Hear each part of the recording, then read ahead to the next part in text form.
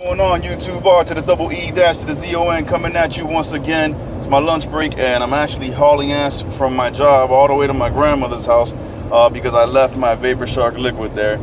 Man, the things I want to do to avoid smoking cigarettes. Goddamn, I have to waste my entire lunch break doing this shit so that I don't have to do it later. But anyways, that's not why I decided to make a video. I just want to continue to talk and gush about the Nintendo Switch if you'll indulge me. Thank you very much.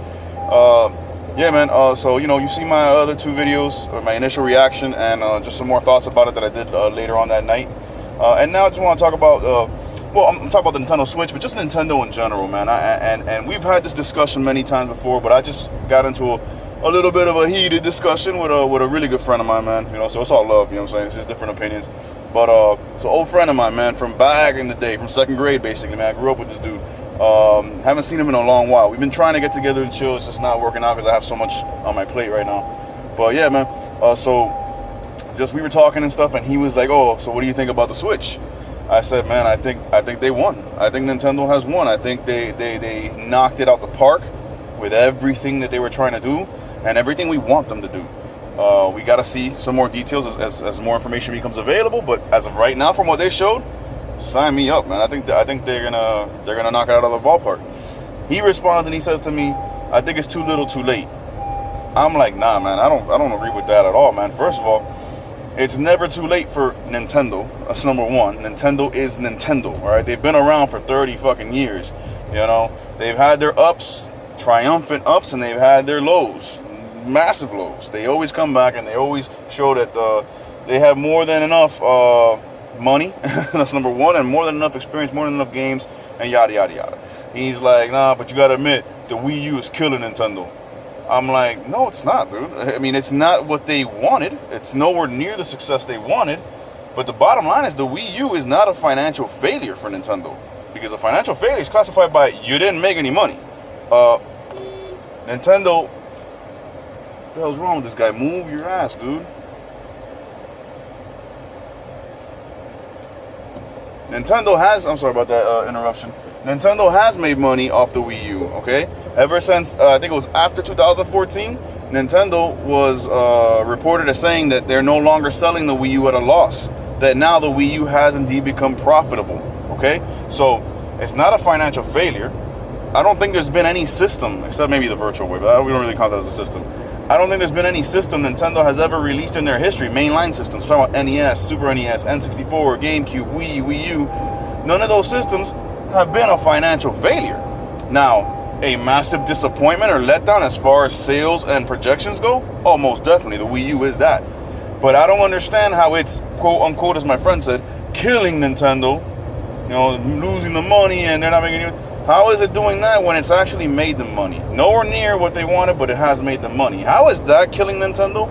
And how is the PS4, which is the #1 selling console right now, but still has yet to really make Sony any real money because they dug themselves into such a big hole during the PS3 generation that they still have yet to fully get out of it? How is the PS4 not killing Sony in that scenario? It's not making them any real money. How is the Xbox One not killing, or Xbox Original, Xbox 360, or Xbox One for that matter, all three of them? How is that not killing Microsoft when, since its inception in 2000, 16 years ago, from that time till now, the Xbox brand has not made a dime of profitability for Microsoft. It has never been profitable. In 16 fucking years, it has never made them any money. Now, that just shows you how deep Microsoft's pockets are, and Bill Gates' pockets are, that they can continue to keep it going, because they want to. But it's never made them any money. But yet the Wii U is killing Nintendo when Nintendo is the only one really making any money. Not any loss. Not losing money, but actually making money. And the 3DS is kicking the shit out of both PS4 and Xbox One. So we go back and forth. And he's like, no, the Wii U is garbage. It's what turned me off from Nintendo. I go to him, dude, you know what you sound like to me, man? You sound like a Me Too gamer. Because we kept going into our discussion and I would mention games. I'm like, look, bro, I own a PS4. I don't even play that thing, bro. It's a Blu-ray player for me. And that's really all it is. I have about 12 games on it. None of them are exclusive. None of them are a reason to get a PS4. None of them are something you can't have on an Xbox One, Xbox 360, or PS3. You know what I'm saying? And yada, yada, yada. And he's like, well, Wii U ain't got no games. And he put up a bunch of memes, memes like the no games memes that always used to play the Wii U back in the day. And I'm like, that just shows me that you don't keep up with the gaming industry, dude. Because if you're going to tell me a system that has more hand over fist, way more exclusives than the other two competitors combined, you're gonna say that thing has no games? Then you don't know what you're talking about. And I start mentioning games. I'm like, dude, you're talking about a console that has the best ever Smash Brothers, has the best ever Mario Kart, has the best ever Donkey Kong Country, has one of the best ever Mario 3D games, has the best ever 2D Mario game, has a brand new amazing IP that just shitting on everything in Splatoon. When I say Splatoon, he's like, oh, Splatoon is a little kid game. That's the one with the ink and all. That's little kid shit, bro. I'm like, right there, you just showed me how ignorant your argument is. Because you're one of those Me Too gamers. You're one of those Me Too gamers that plays the Call of Duties and the Halos, and that's what you talk about because everyone else is playing it and because it looks like the man's game to play. You actually care about what people think about what you're playing. You actually care about the look of a game so much that if it looks kiddie, so to speak, you won't even give it the time of day. But the bottom line is that Splatoon's gameplay is far more complex and deep than Call of Duty or Battlefield ever will be. Let's just call it what it is. When you have that ink dynamic, and when you can, it's not just about shooting each other, but covering turf. And then when you have the dynamic that I can swim through my own ink fast and hide and camouflage and get away fast, but if I get in your ink, it slows me down and it's a detriment to me. When I can put my color ink up and down walls and use the verticality of levels and just swim through the walls to a roof and ambush you, man, there is so much more gameplay dynamics there than in Call of Duty and Battlefield combined.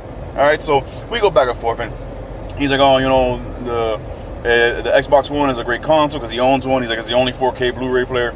I'm like, so what, dude? I don't get a console for a Blu-ray player. Okay, I got a console to have games, and the Xbox One really ain't got shit. And he starts mentioning games. I'm like, look, bro, the only game on Xbox One to this day, from the beginning to this day, that looks any good to me that I want to play is Sunset Overdrive. That's it. That's it. Halo has been the same shit for fucking 5 iterations. Don't care. I'd rather play Call of Duty if I'm gonna play a first-person shooter. Sorry.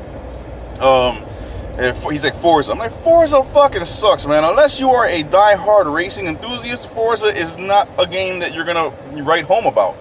I go, dude, I own a PS4. Like I said, I only got about 12 games on it. None of them are anything special. When I look at my Wii U, I have well over 60 games, man.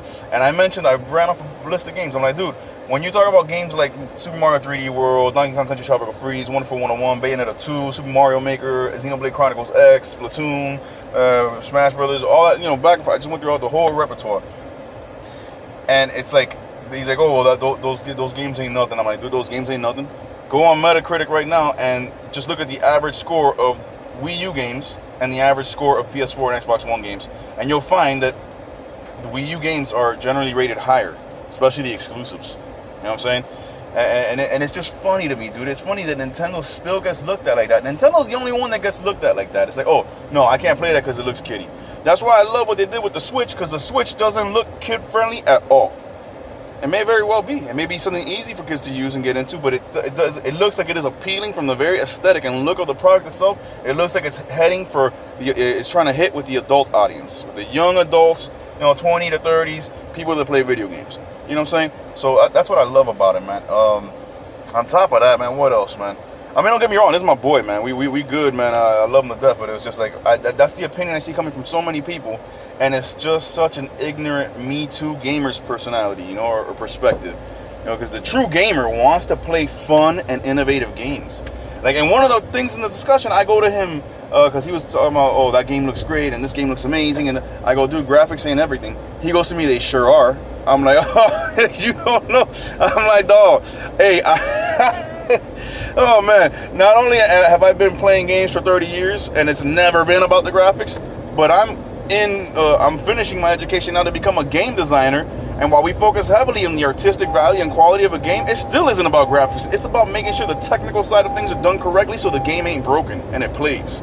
Alright, so, and PlayStation and Microsoft is notorious for having broken games, whereas Nintendo, finished quality product every single fucking time, man. So anyways, man, I just feel like talking about that discussion. I just feel I just finished having right now with my boy. Just funny to me, man. As far as the Switch goes, man, like, dude, the potential for this console is through the fucking roof. Now, I've said that before about a lot of consoles, and especially Nintendo consoles. The potential for the Wii U was through the fucking roof. And it was never, sadly, even near realized. I mean, games like Zombie U realized it. Games like Xenoblade Chronicles X realized it. Star Fox Assault kind of did some good stuff with it. but it never really was realized. And it was something that, even though it was a great idea and a great concept, it was too difficult to program for, in the sense that you can't give these lazy ass developers too much work to do, because they're not going to want to do it. So that's why they didn't even tinker with it. We had some excuses this past gen of developers, like the Tomb Raider one. Well, why didn't Tomb Raider Rise of the Tomb Raider come to the Wii U? Because we just couldn't figure out what to do with the gamepad screen, and we didn't want to give a half-ass product. You could have fucking put a map on there. You could have put inventory management on there, and that would have enhanced the gameplay.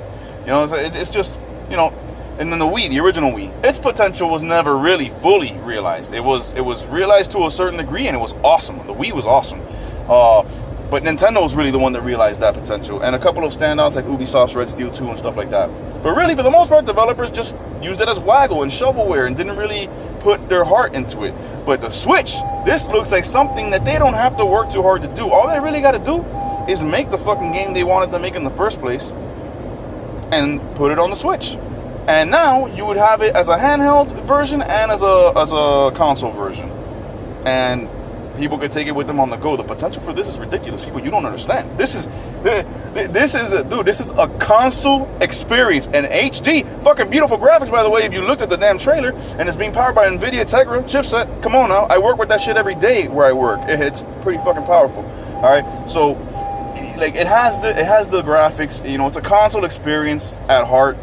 And then at any moment, seamlessly and very easily, apparently, according to the trailer, you can turn that into a portable experience, a handheld experience, and quite a comfortable one. And then when you're out there on the go, using it as a handheld, it has so many amazing and breathtaking abilities for multiplayer in ways that have never been done before. It's just so fucking awesome. I cannot wait for this, man. You know I'm going to be gushing about this from here till March. So get ready. That's all you're going to see on my channel.